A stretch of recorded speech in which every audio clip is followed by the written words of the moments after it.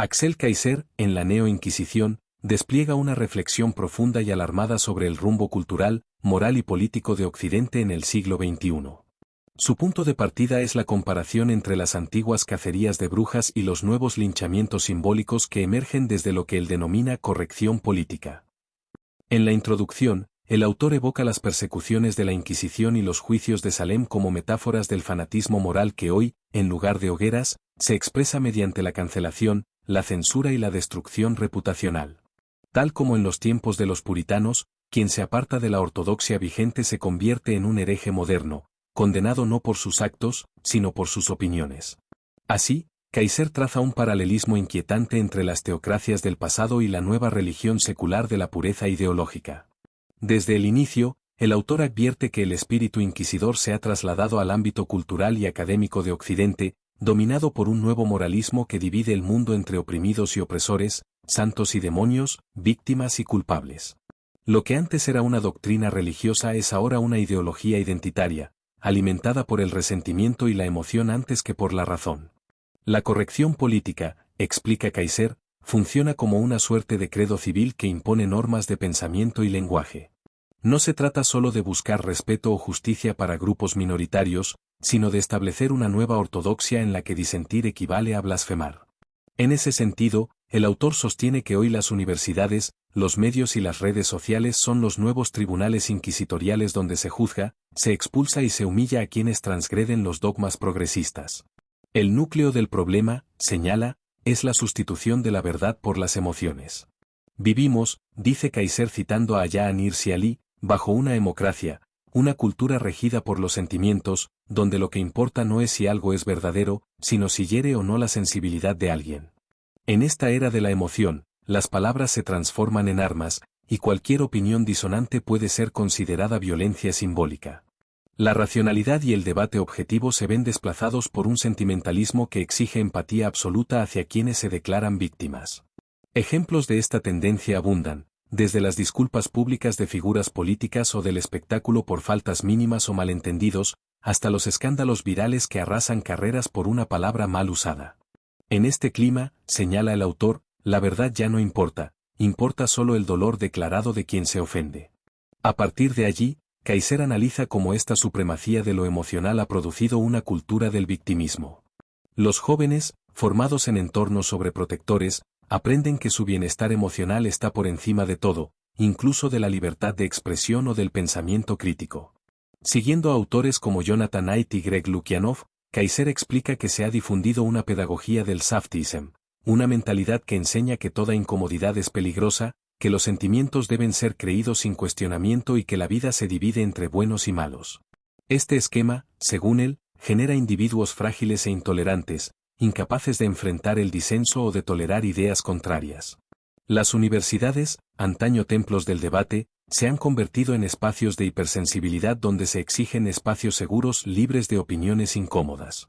El autor relata con ironía y preocupación episodios paradigmáticos de esta decadencia intelectual, los casos de Harvard y Yale, donde profesores fueron acosados o renunciaron por emitir comentarios inocuos sobre disfraces o por usar la palabra máster, o el de Evergreen College, donde un profesor fue hostigado por negarse a participar en una jornada que excluía a estudiantes blancos.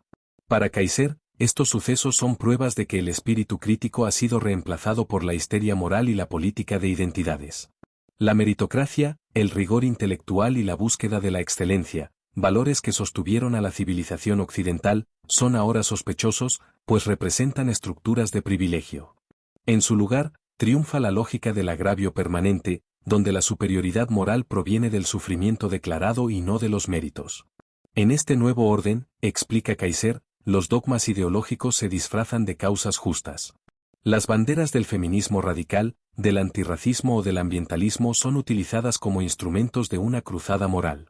Se condena al hombre blanco heterosexual como símbolo universal de opresión, y se reinterpretan las relaciones sociales bajo la lógica binaria de víctima y victimario. Kaiser revisa uno por uno los grandes mitos que alimentan esta doctrina, la idea de una brecha salarial estructural entre hombres y mujeres, la noción de un patriarcado omnipresente, la idealización de la inmigración sin límites o la demonización del pasado colonial europeo. En todos los casos, argumenta que el debate ha sido clausurado, no importa la evidencia empírica ni los matices, sino la adhesión emocional a la narrativa del oprimido. Quien duda o pide pruebas es acusado de machista, racista o xenófobo, términos que funcionan, dice, como argumentos de homicidio que liquidan la discusión moralmente. Una parte sustancial del libro está dedicada a mostrar cómo este irracionalismo ha destruido la idea de verdad y ha corrompido el lenguaje.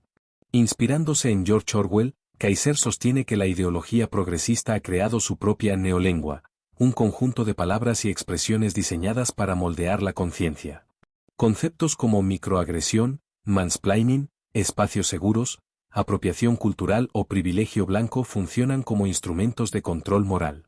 Así como en 1984 la neolengua del INSOC eliminaba palabras para impedir pensamientos heréticos, el lenguaje inclusivo y las nuevas expresiones del progresismo buscan suprimir la posibilidad misma de pensar fuera de sus límites.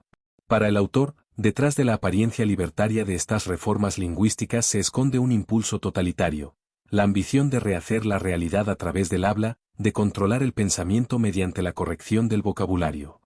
Kaiser no se limita a denunciar el problema cultural, sino que rastrea sus raíces filosóficas y psicológicas. Apoyándose en Freud, explica que la censura moral y el fanatismo de los nuevos inquisidores se alimentan de una ambivalencia emocional. Los mismos que predican amor y tolerancia proyectan en los demás la hostilidad y el desprecio que no admiten en sí mismos. Las acusaciones de racismo, sexismo u homofobia, sugiere, son a menudo proyecciones inconscientes de los propios acusadores. Al igual que en las sociedades tribales dominadas por el tabú, las nuevas élites morales viven aterradas de romper las prohibiciones que ellas mismas imponen, atrapadas en una neurosis colectiva que las hace castigar a quien se atreve a pensar distinto. La autocensura se convierte así en una forma de supervivencia, muchos callan no por convicción, sino por miedo al castigo social.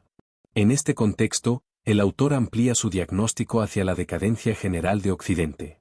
La pérdida del ideal de verdad y de belleza, la reescritura militante de la historia y la censura artística son, para él, síntomas de una civilización que ha dejado de creer en sí misma. Se queman libros simbólicamente, se purgan artistas y se celebra la fealdad en nombre de la inclusión.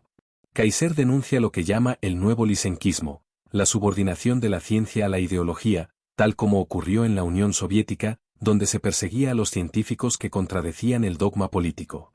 Hoy, sostiene, se repite el fenómeno cuando investigadores son acosados por demostrar que el género tiene bases biológicas o que las diferencias de rendimiento entre sexos no siempre se explican por discriminación. En nombre de la sensibilidad se impone la mentira, y en nombre de la justicia se destruye la libertad académica. El autor observa con inquietud cómo esta deriva cultural reproduce los mismos patrones psicológicos y políticos que llevaron al terror jacobino durante la Revolución Francesa o al totalitarismo del siglo XX. Robespierre, recuerda, fue el arquetipo del incorruptible que quiso purificar al pueblo a través del miedo y la virtud forzada. De igual modo, los nuevos moralistas exigen pureza ideológica y castigan cualquier desviación como si fuera herejía. La diferencia es que hoy la guillotina es simbólica, el ostracismo, la pérdida del trabajo o el linchamiento digital. Sin embargo, el mecanismo es el mismo, la compasión exhibicionista se transforma en instrumento de poder. La virtud deja de ser un ideal personal y se convierte en una herramienta política. En los capítulos finales, Kaiser se detiene en los dogmas de esta nueva religión secular, la igualdad de género convertida en ingeniería social, la brecha salarial transformada en mito, la demonización del hombre como opresor, la idealización de la inmigración masiva y la imperiofobia que reescribe la historia europea como una crónica de culpa. Cada uno de estos temas, según él, se ha vuelto incuestionable, protegido por un sistema de tabúes que reemplaza la discusión racional por la fe ideológica. Así, toda evidencia contraria es rechazada como herejía. El resultado es una sociedad que vive bajo una forma de tolerancia represiva, donde la libertad de expresión es tolerada solo si sirve a la causa correcta. En su conclusión, Kaiser retoma el hilo de su metáfora inicial: la neoinquisición no quema cuerpos, pero sí almas.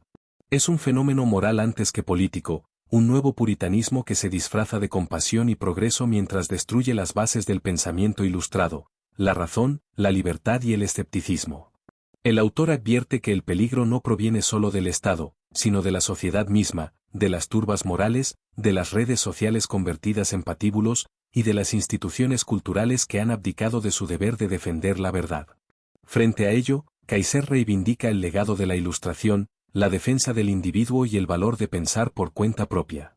Citando a Roger Scruton, concluye que Occidente atraviesa un reino de oscuridad cultural, donde solo una minoría se atreve a ejercer el coraje de la razón. En definitiva, la Neo-Inquisición es una advertencia y un alegato en defensa de la libertad intelectual. Kaiser narra el tránsito desde una civilización fundada en la verdad y la belleza hacia otra dominada por el sentimentalismo y la censura moral.